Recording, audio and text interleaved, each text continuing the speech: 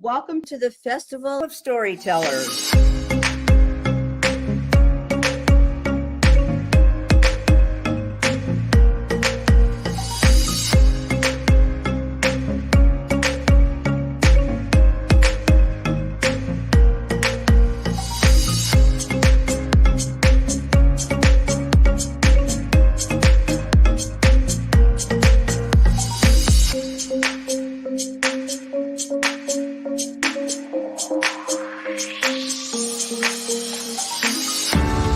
I can't tell you how excited I am to be on right now.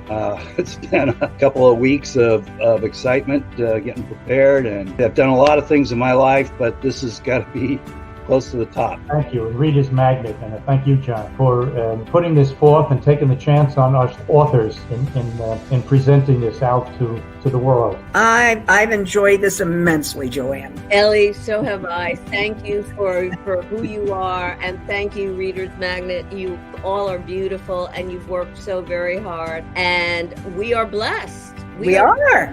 I thank everybody that's involved with this process, because we know writers need readers and writers need publishers. We thank Reader's Magnet and everybody that's involved. I love Reader's Magnet. They say, we share your stories with the world.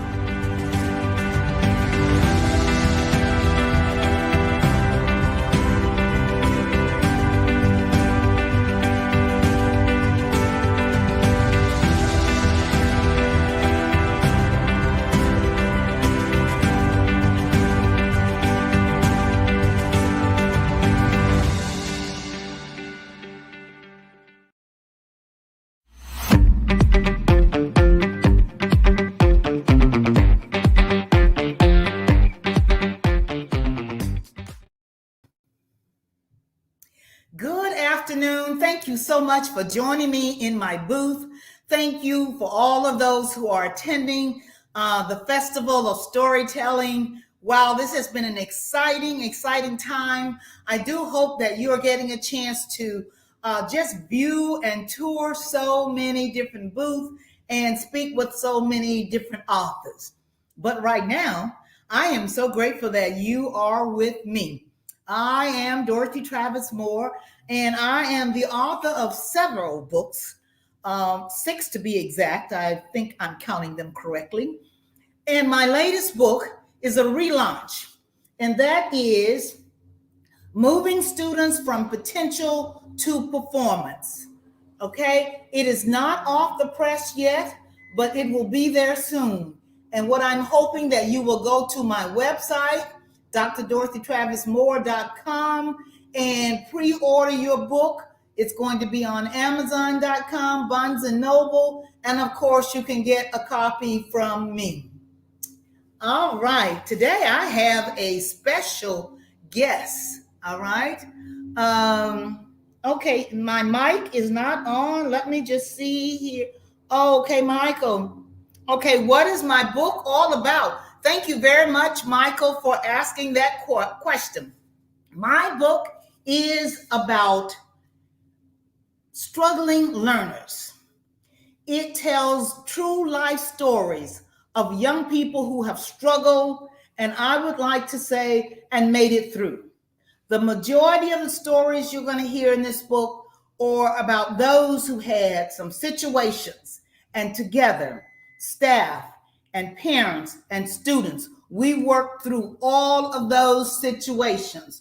However, you know, there are some stories in the book that tell about those who didn't make it, because these are real life situations. So this is a book that talks about my educational journey over the last 40 plus years. Okay. I will tell you, however, that 3 4 years ago, I launched the first book, which was The Passion to Educate, Moving Students from Potential to Performance. But since that time, I retired from Milwaukee. I've done some other work. The pandemic has hit us. And since that time, I felt the need to add a study guide, some more questions. And so thus we have the new launching of the book, simply Moving Students from Potential to Performance. And I am hoping that you will get a copy of that. Thank you so much then too. Let's just get right now into what we're going to discuss today about the book. I want to share some of the reviews that have been written. And I have with me Miss Doris May. Hello. Now, I have to say that she's no stranger to me. In fact, this is my sister. So for all of those of you who are writing out there and want to be writers, I want you to know that sometimes your worst critics are family members, all right?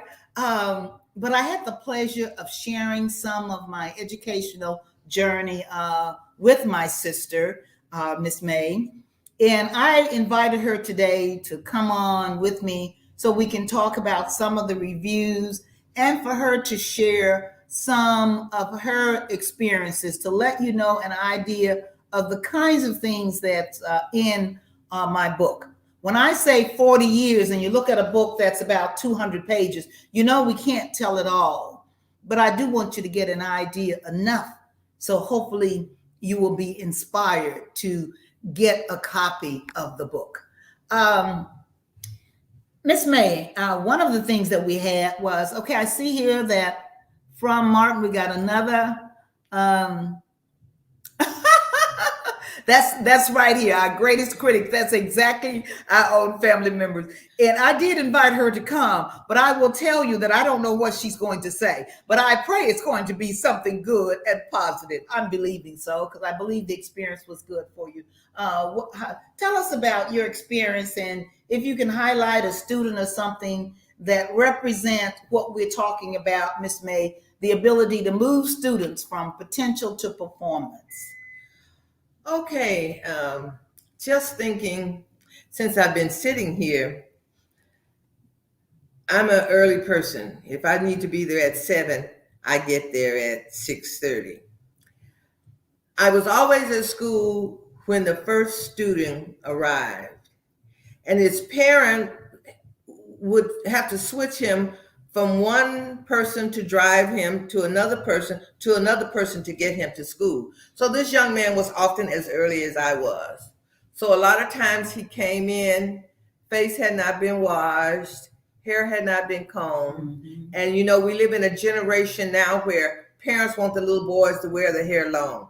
Well, he had the most prettiest hair. And if it was combed, he could look like a little boy. If it was not combed, he looked like a little girl. Okay. So there I was every morning, and he would ask me, Miss May, could you help me? So sure enough, we get his face washed and get his hair combed and get his shirt turned down and pants tucked in, and he was ready to go.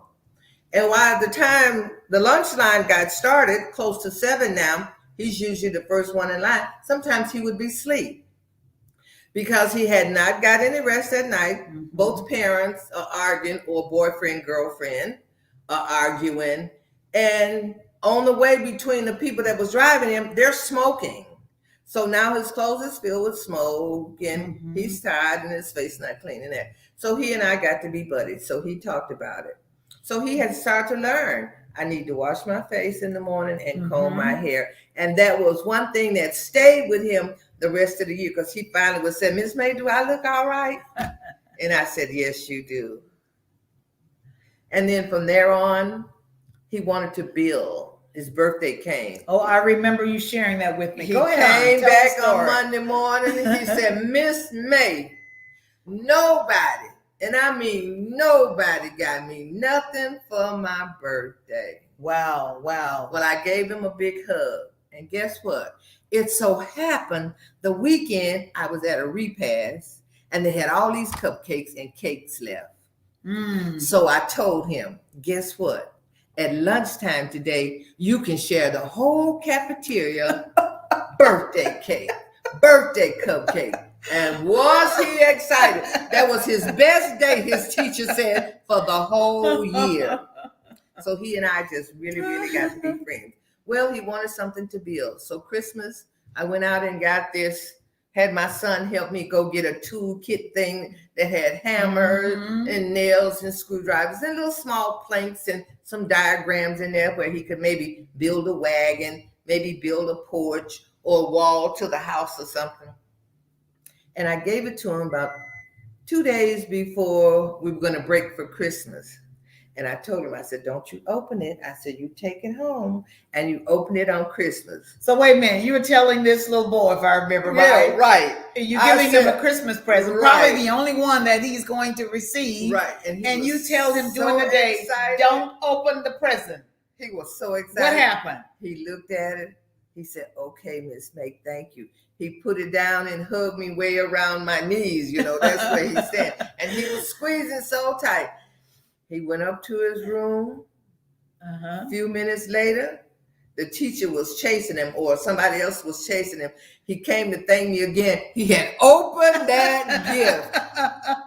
I couldn't be mad at him because I know that was a tall order for a little fella that hadn't gotten anything for his birthday. Christmas is coming and he's already thinking he's not going to get anything. Well, as it was, time went on. And I worked with this little fella in a lot of capacities because I see he was reaching out. And I was the first person after he saw the security guard every day. Well, he wasn't reading well. And I got the little diagrams with the things on. H is for hat, C is for cap, and da-da-da-da-da. And he would start remembering things. And I would say, what is this? He would say, a hat. Well, no, a hat, that's a cap, old in it. He figured out the difference between a hat and a cap. Wow. Just because both cover was for you. And he looked at that thing like, that's a C, cap. H, hat. So I prayed for him and he did really, really well. So much so, though, that his parents and grandmother was going back and forth because his parent was just having some trouble. They were going to move to Colorado or someplace. He came in that morning, Monday morning. He said, Miss May, I think my mama going to send me to my grandmother when school is out. I said, oh, are you going to like that? He said, yeah, I think I will because I was there before, but I'm going to miss my mother. And he said, I'm going to miss you. Wow. I said, well, you'll be okay. You'll see. Wow. He came back the next day. He said, Miss May, I think I'm really going to go. He said, but you could come with us. Oh, wow. Thank you so much. Wow. Thank you so much for sharing that stories. You can see then the kinds of things that we have in this book. Because when I talk about moving students from potential to performance, it was not just me. We had a whole philosophy, 360 degrees of service. That means for us, we believe if we had to, we'd do it all. This story that Miss May just shared with you, it's a true story. And how she lifted that little boy. He did well. God has given all of the children some potential, but the ability to link that potential so that they perform, they got to have confidence in themselves. Absolutely. And if you remember earlier, those who are just tuning in, she talked about the fact that she was helping him to comb his hair. Wow. Make sure he's dressed and looking nice. And then something that's really important to children that gives them value, I believe in self-worth, that their birthdays. They know when they came in this world and they're moving from one age to the next. And what? You got to have birthday cake. I know that's right. Got to have some cupcakes. Got to have something. And what happens? She brings it and celebrates the cafeteria. Miss May was one of our outstanding cafeteria officials, and we just appreciate her so much. Even though I'm as the president and CEO of the school, sometime I would be walking in that cafeteria and I would get ready to say something, and all of a sudden there's Miss May's voice going, giving directions to the children, and they are just listening to her. So you know what I do? I politely fold my hand, stand there and wait, because after all, she is my older sister. wait for her to give me permission to speak.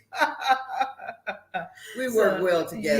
Yes. When you love children, you just love children. That's just all there is to it. Indeed, there too. So remember now, I want you to get this copy now. I want you to tell others about it because I believe it's going to be a blessing to you. Moving students from potential to performance.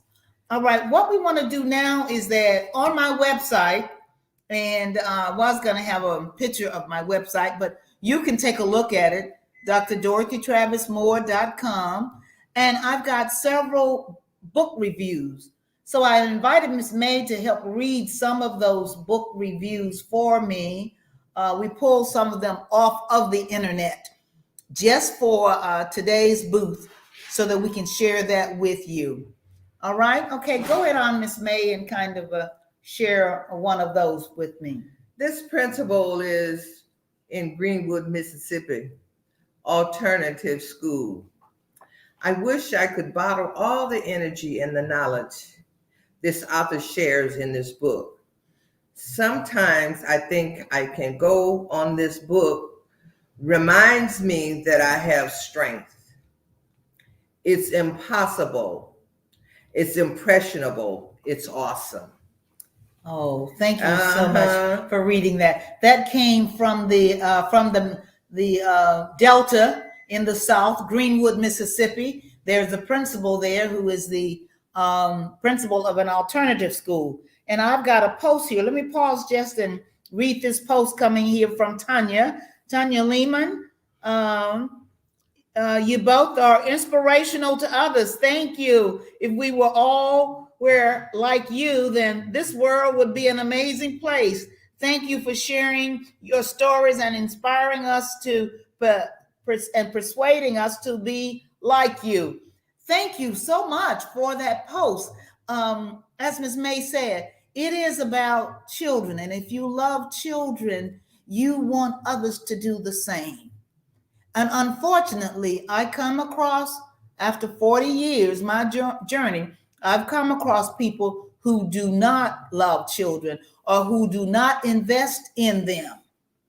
But the book hopefully will encourage you to do something else. Hold on a moment before we need another one. We got another post coming in here. Thank you. Coming from Kim. I heard you were having a second edition of the book. What's the difference between the first and the second? All right. Let me show you, because you can still get a copy of the first edition if you like. And that one has a picture of me on it. The Passion to Educate, Moving Students from Potential to Performance. And then the second one, the difference between the first one and the second one is that the first one finished at my career 2018. All right. The second one, I'm giving some more insight after the pandemic. I'm giving also some questions that I think educators and I believe that parents may want to. So there is going to be a guided question in the back of this book. There'll be about 20 questions, some that will be adult and teacher driven, and others will be situational things related to children. So that's the difference between the two books here. All right. Okay. So thank you very much for asking that question. This young man is from Oak Creek, Wisconsin. Just finished reading your book, The Passion to Educate. Amazing and inspiring. Thank you so much for your life of service with God and the children of our community. I have spent 35 years as a Christian school administrator and teacher. The opportunity of serving children and family has been an honor. I would love to spend the venue where you could share your heart and your experiences. Wow. You know what? I can remember how I was so blessed by that particular one there. Oh yeah. That is a minister. Yeah, from Oak Creek. Yeah, from the Harvest Community Church. Your cousin. And yes, indeed. Yeah, we've got some other people that are kind of dropping by the booth here a little bit. We may or may not get a chance to hear from them. but we're having an exciting time sharing here with you. Now, let me just tell you about this minister. He's the pastor of a church and bought a copy of the book. I didn't have any idea he picked up. And all of a sudden, I got an email telling me that he had read the book and he was so inspired. And he said, let me write a review for you. And he's saying to me that number one, he wants it to be not just used, he said, in schools, is what is from his review is that he would like for those who are considered experts to also take it to the churches and share it. Wow. Christian administrator, he worked for 35 years in a school, and he's saying that not only give it to public schools, but maybe get your book into Christian schools, get your book with Christian youth leaders. And I certainly am taking him up on that recommendation from that review. But I appreciate that. And as I said, the day that review came in was one of those days when you think, and others, and any of us, I think the work that we do, sometimes we have those moments when we're thinking like, am I making a difference? Wow, is it worth anything, any value? And all of a sudden, you'll get an email or you get a phone call. And that's what, Miss May, that's what this particular book review did for me. It came in at a time. Yeah, this one says, I never worked with students like the one described in the book, but I admire this woman. I read each chapter of the book. The book reminds me of what we all can do for children. I'm encouraged. Oh, wow. Yeah. Thank you very much. Who did that come from? It came from a lady teacher retired in Detroit. Oh, my. Yes, that's what she said. She never did it like in the book. Yeah, I remember she that. Admires the other strength in the lady, in the woman that did this. I read each chapter. Yes, this is good. And you know what? You probably know the person too. This was a person that we both know who, in fact, a niece of ours who worked in Detroit for a retired teacher. Yeah. She was 80 years of age, I believe, if not older. And this lady loved to read. What was her name? I think we can say Minnie Locust. Okay, Miss Minnie. Yeah, and Miss Minnie loved to read, but she taught in school foreign language and the gifted and talented. But she said, let me read your book. And of course, our niece helped her to purchase a copy. And the moment she finished that book, she had sent me a quick note. Not only did she send me a quick note, but on one of the day shifts where my niece was her caretaker, she asked her to give me a call. And that touched my heart to be able to speak to a lady who has herself served in education and then was telling me that she admired the reading my book. That was it was a true blessing, a true blessing. Okay. Do we have any others here that we are going to share? Well, this one is a very long one, but this one lady is from Detroit, Michigan Baptist Church as well. She's saying it's a blessing for Dorothy to share the negative and the positive experience of the journey. And I think that's important because they go together because, you know, you got to have something to work with. It is wonderful that she has all these years worked and given her time to children. And it also refers to Jeremiah 29:11. For I know the plan I have for you. Wow. Yes. Declares the Lord. Yes. So, yeah, that's a good one. Thank you for sharing your positive and your passion to move students to make them better for our community. Okay. All right. Wow, that was very good too. That coming from Detroit, Michigan. There. Yeah, I remember that person also. Yeah. Yes, indeed. Yeah. Yes, indeed. So I am happy that she wrote that. She was like a youth leader in her church, so she wrote that. Right. Yeah. So that's very good. I appreciate that one. I think there may be a couple more here. We've got about 5 minutes or so. If there are any other comments here, we've got guests coming in now here, and we can invite her to another guest to come around, to come on this way here, and just to say hello.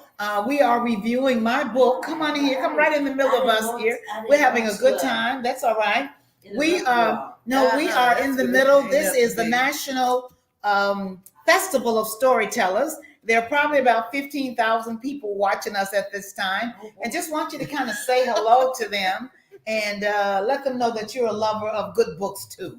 Yes, I am. I'm a lover of good books, and I'm also so glad to be here among all these wonderful people and relatives. They're so sweet, and I just want to say hello to everybody. God bless everybody, and be safe. Amen. Thank you very, very much. Then we appreciate that. Don't forget, I want you to pick up the latest copies of my book, Moving Students from Potential to Performance. It's not out yet, but you can go to my website and pre-order the book, or you can also go to Reader's Magnet. They will help you also to pre-order it. And not only that, but share it with a friend, because these are difficult times that we're living in.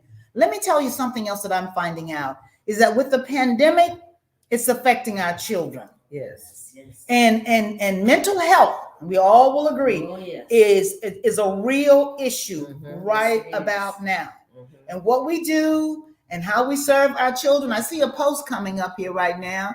Okay, it says, when will it be published? In the next 60 days. Reader's Magnus had said to us that this book will be out in the next 60 days. So be sure to look forward to getting it.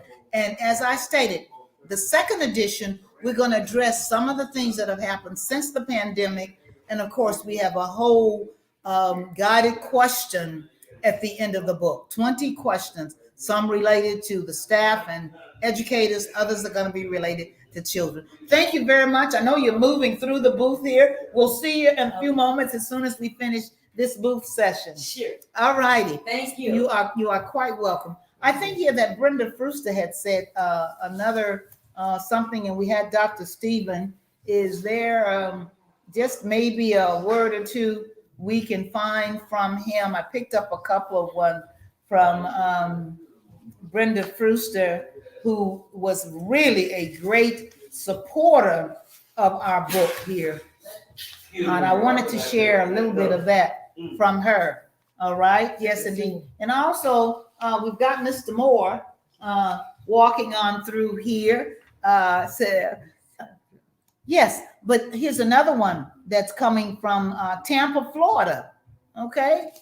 That says there. This woman of God has been an inspiration to pull those that were disadvantaged, cast aside, and counted out to level no education at all, no success. That not even an individual themselves through what was possible. Wow, thank you very much here. When she read the book here, that was her reviews that we were able to pull from young people, basically they're disadvantaged. Many of the children we talk about in this book here, they're below the poverty level.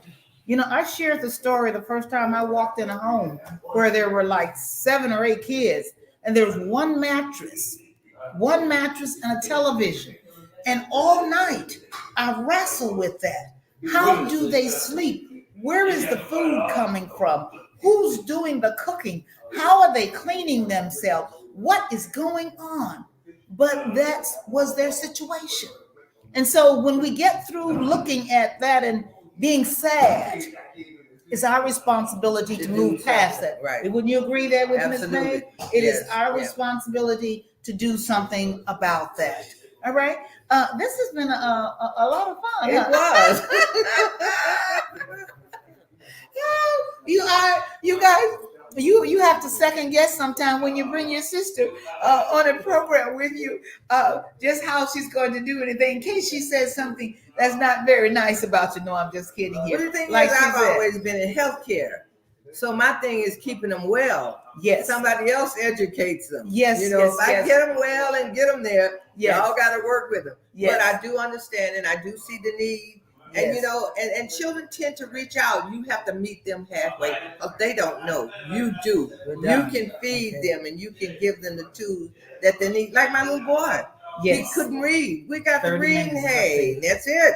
Okay. Good and go. All right. See you all. Who talks the most? Will you please tell me that? Somebody put that in the chat. I think my sister does. Look, it's been real fun. Our 30 minutes live session is up. I do want you to just pick up a copy of my book. It will be out in 60 days. You can pick up the first edition right now from Barnes & Noble, Amazon.com, or from my webpage.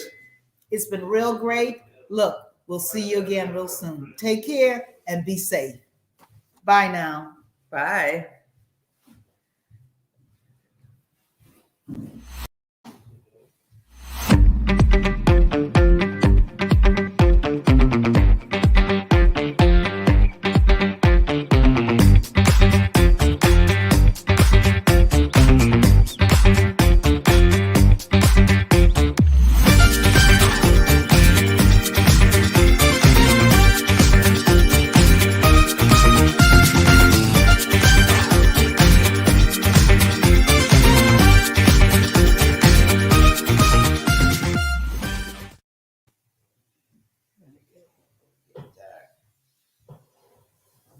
Nice.